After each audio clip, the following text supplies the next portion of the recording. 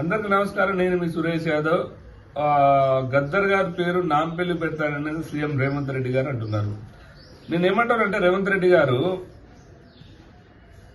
నాంపల్లికి గద్దర్ గారి పేరు పెట్టడం కాదు, మొన్ననే మీకు వచ్చినటువంటి మనవడికి గద్దర్ గారి పేరు పెట్టుకోండి. గద్దర్ గారి సిద్ధాంతాలు ఏంది? అందరూ గన్నులు పట్టాలని. ఆయన సిద్ధాంతంలోనే భాగంగా గతంలో నువ్వు తెలంగాణ ఉద్యమకారుల మీద గన్నులు పెట్టినోనివే. ఇప్పుడు కొడంగల్లో నీ తమ్ముళ్ళు గన్నులు పట్టుకుని తిరుగుతున్నోళ్లే.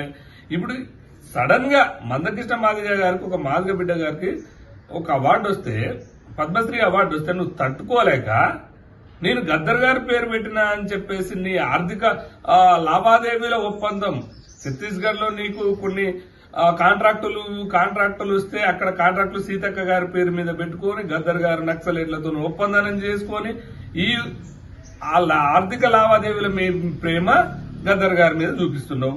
నీకు అంతగా ప్రేమ ఉంటే మరి మీ మనవడి పేరు గద్దర్ గారు అని పెట్టుకోండి, లేకపోతే యనుమల అని పేరు తీసేసి నీ గద్దర్ అని మీ ఇంటి పేరు పెట్టుకోండి, లేదంటే జూబ్లీహిల్స్ లో ఉన్నటువంటి నీ ఇంటికి గద్దర్ పేరు పెట్టుకో. ఇప్పుడు నీ స్వలాభాలని ఇతరుల మీద నెట్టడం ఎందుకు రేవంత్ రెడ్డి? ఇదా న్యాయమా?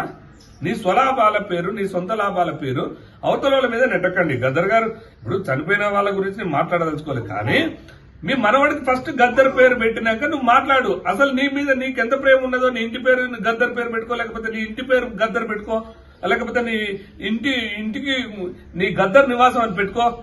ఆ తర్వాత మాట్లాడు గద్దర్ గారి గురించి. ప్రేమ, ఆర్థిక లావాదేవీ ప్రేమని జనాల మీద చూపెట్టకండి. అర్థమైందా? ఇప్పటికైనా నువ్వు ఒక దళితునికి గౌరవం, ఒక మందకృష్ణ మాదిగ గారికి అవార్డు వస్తే తట్టుకోలేక వీళ్ళ మధ్యన చిచ్చు పెట్టి, దళితుల మధ్యన చిచ్చు పెట్టి ఈ రకంగా మీరు మాట్లాడడం, మాదిగ జాతిని అవమానపరచడం, మందకృష్ణ గారిని అవమానపరచడం మానుకోవాలని నేను విజ్ఞప్తి చేస్తున్నాను. మందకృష్ణ మాదిగ గారు ఆయన సుదీర్ఘమైనటువంటి పోరాటం చేశారు కాబట్టి ఆయనకిస్తే అందరూ సబ్బండ వర్గాలు సంతోషిస్తుంది, నువ్వు తప్ప. మరి నీకెందుకు అంత కోపం మాకు అర్థం కావట్లే. సో ఇప్పటికైనా ప్రజలు భావించాల్సింది ఏంటంటే రేవంత్ రెడ్డి స్వలాభాల కోసమే గద్దర్ పేరు తీస్తుంది తప్ప ఆయన ప్రజల కోసం కాదనేది ఒకసారి తెలుసుకోవాలి.